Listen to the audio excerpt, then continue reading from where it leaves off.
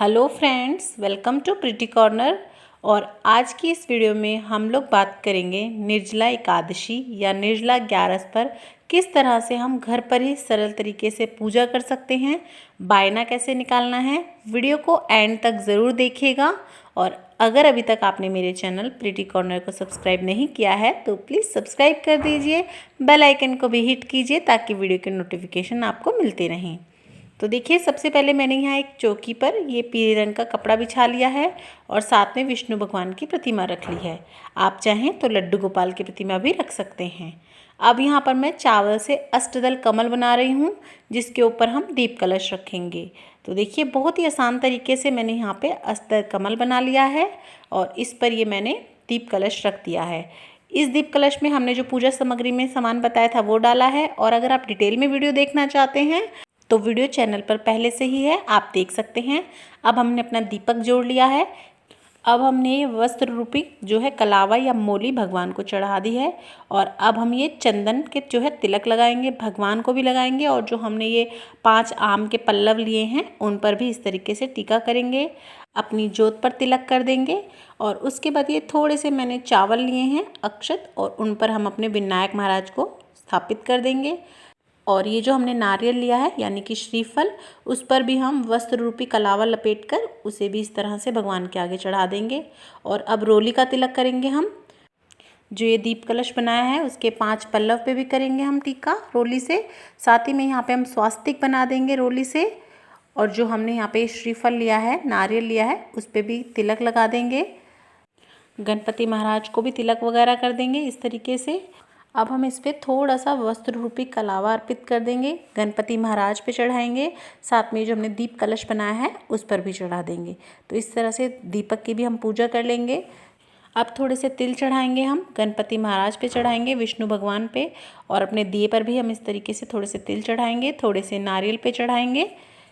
अब हम भगवान पर फूल चढ़ा देंगे, गणपति महाराज पर, विष्णु भगवान पर और दीप कलश पर हम फूल चढ़ा देंगे। अगर आपको पीले रंग के फूल मिले तो बहुत ही अच्छी बात है, नहीं तो आप कोई से भी ले सकते हैं। तो मैंने आज ये पीले और सफ़ेद रंग के फूल लिए हैं। और इसी तरीके से हम पूजा करते वक्त भगवान हरि का नाम लेते रहेंगे। अब यहाँ पे मैंने भोग के लिए प्रसाद बनाया था जो वो रख लिया है। साथ ही में मैंने खरबूजा चढ़ाऊँगी। निर्जला 11 वाले दिन खरबूजा ज़रूर रखना चाहिए आपको अपनी पूजा में, खरबूजा हो और आम हो। और अगर ये नहीं मिलते तो आप कोई भी फल ले सकते हैं। साथ ही में हम यहाँ पे पंखा रखेंगे, इस तरह का पंखा ज़रूर रखना चाहिए निर्जला 11 की पूजा में। तो ये मैंने पंखा भी रख दिया है।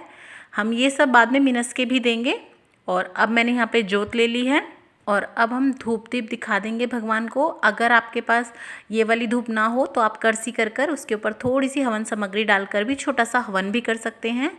तो ये मेरे पास जो है हवन सामग्री वाली ही धूप है, तो मैं इससे अब धूप दीप दिखा के भगवान की आरती उतार लूँगी।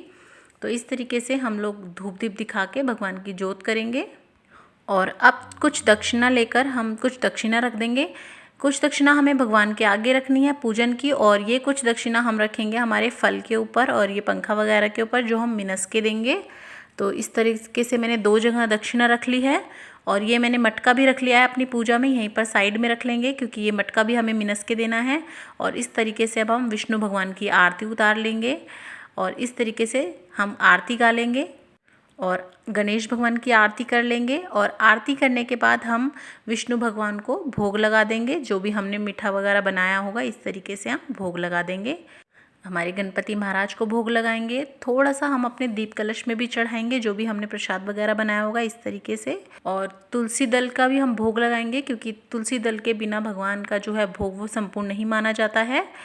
और अब यहीं पर बैठकर हम लोग जो है निर्जला 11 की कथा सुनेंगे।